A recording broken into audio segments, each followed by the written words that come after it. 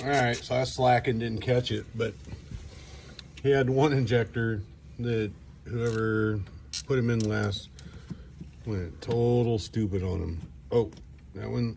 Oh, It's not as bad. The other one was like probably Double. 20 foot-pounds or more tighter than this one. Wow. And again, That's how you break them. I'm using my stubby ratchet. I mean, I think these are 45 foot-pounds that these get torqued to. So, I mean, with this a little ratchet, it's not the easiest, but it also shouldn't be the hardest. So I've got one more back here. Now I'm gonna have to look it up because I believe it's 37. It was definitely tight. Now, I'm gonna cheat. You got them all loose. Got them all loose. Because I'm not really worried about O-rings at this point. Hello, Mr. Milwaukee. We already got him walking out, so it's like it's. This one should be all the way out.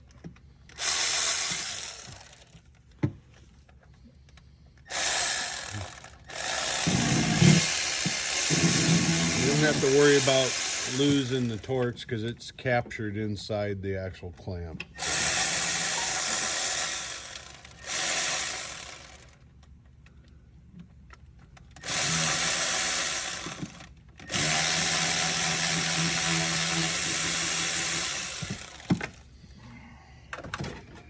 Now it just comes down to curiosity what they look like.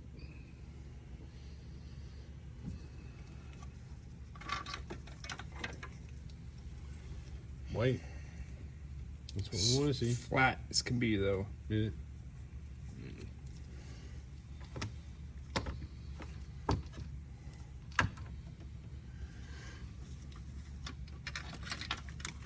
This one, ooh, this one looks really good, but it's the one that was over tightened.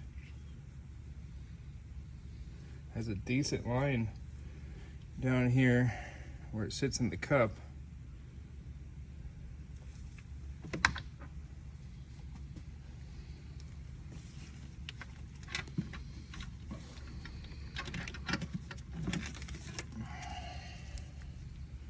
Ooh. Oh. Had some You're starting to fail there. some compression ring looking failure here.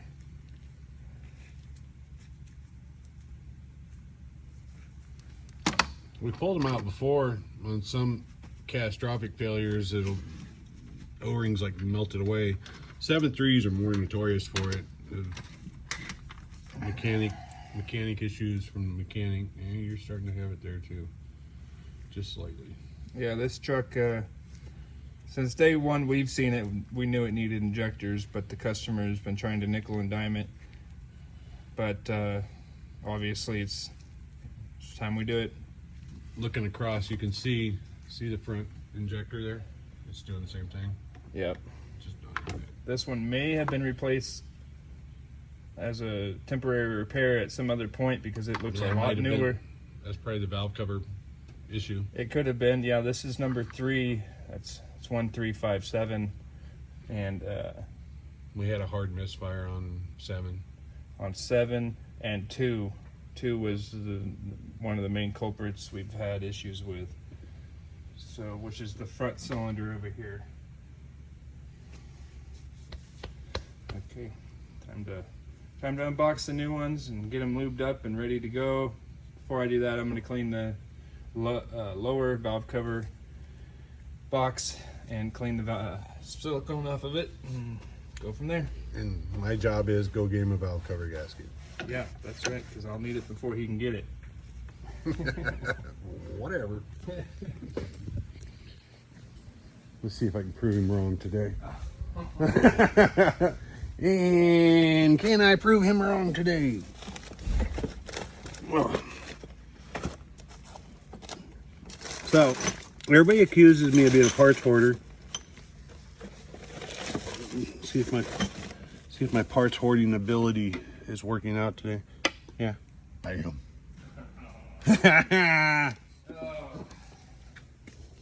So we do a lot of diesels. and we just don't brag about it. I mean, some do, some don't. But in the Cornwell box, we keep the diesel. Some of the diesel tools. We'll test injector,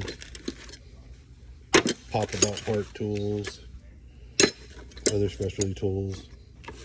So when I was talking about a little tool that likes to eat your fingers, that's this little guy, but we usually use the 18mm socket instead. So there's compression tester adapters, just miscellaneous test glow plug harness. So because we didn't show one out, this is a standpipe, the upper part that goes into the actual log. Spare STC fittings. Wouldn't work on this rig, obviously, because it's the older style. IPR gaskets. The one thing that we strip out and other people strip out are these are for the band clamp, for the V-band clamps. Always keep odds and ends around, 7.3 collector O-rings, under harness connector for the glow plug, injectors on those, a couple of spare parts, just kind of random spare parts. But then you gotta have all your OTC. It's kind of hard to see in the box because it's kind of dirty at the moment, but buried underneath all this is other specialty tools. Back to Benny's mess. This bay is a total mess at the moment. Just had a vehicle just put it all back together after it was absolutely torn apart accident. I'm out.